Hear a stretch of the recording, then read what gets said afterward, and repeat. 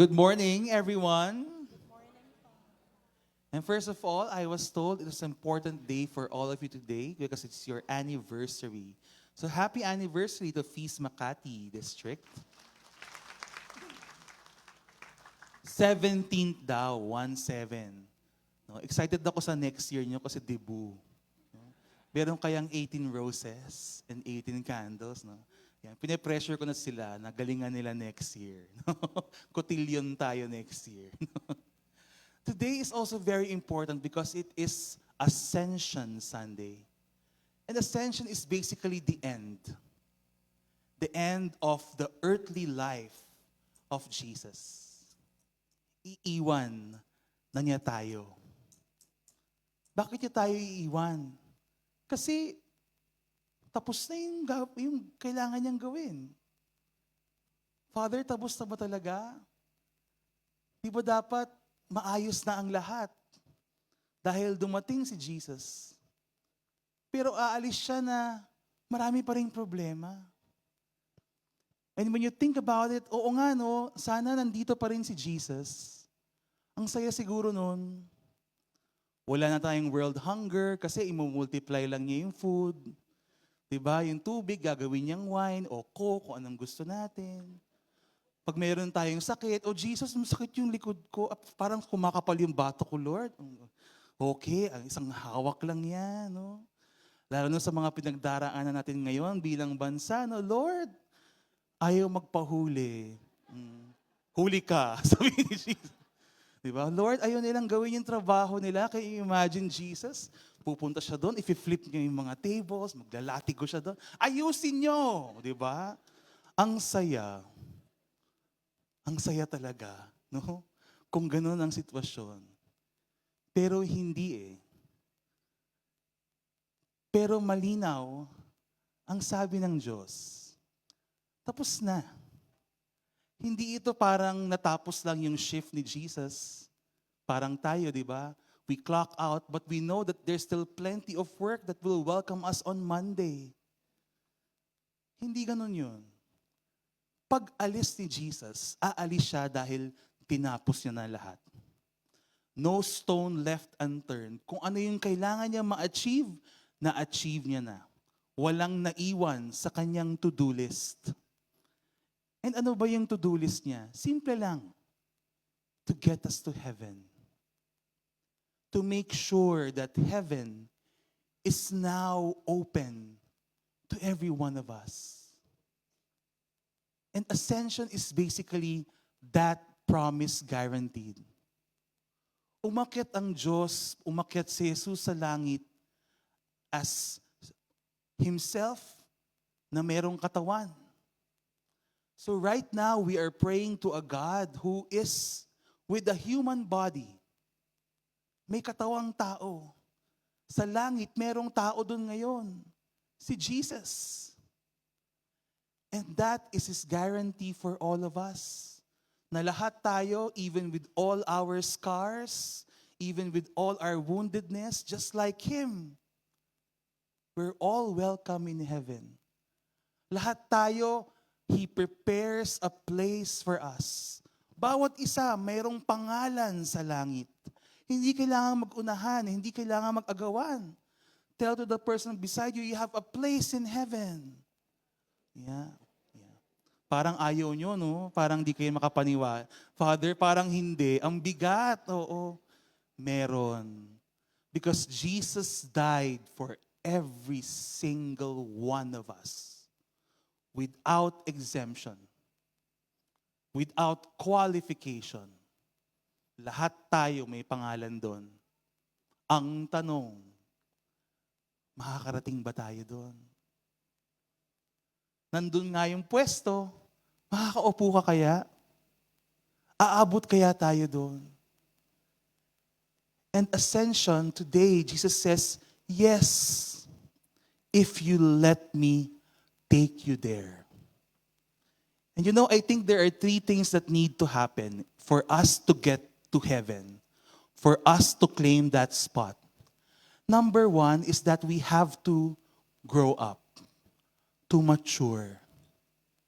Bakit umaalis si Jesus? Kasi sinasabi niya sa atin, oh, kayo naman, nagawa ko na lahat, naibigay ko na lahat ng kailangan. Now it is your turn to do this.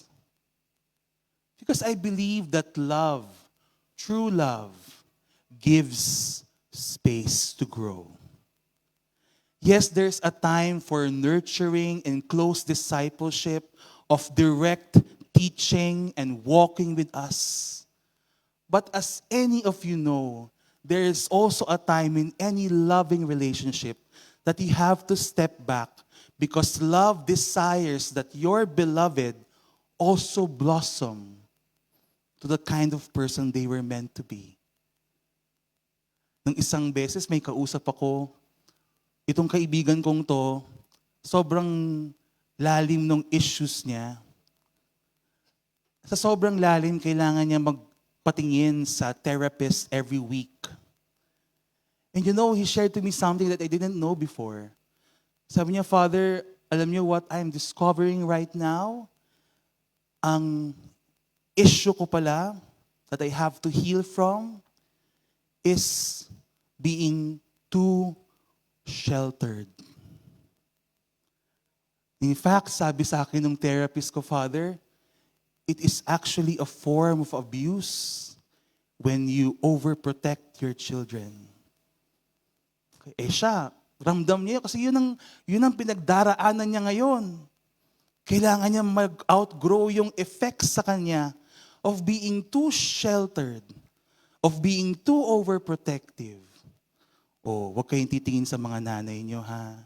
Walang akong pinapatamaan dito. Pero baka lang, no?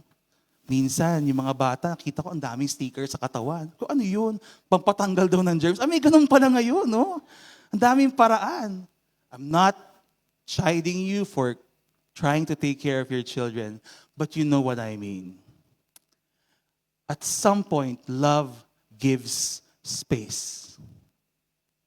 Because the parent, the lover knows and is confident that given space, this person can grow, can step up, can stand on their feet and sprout their wings and fly.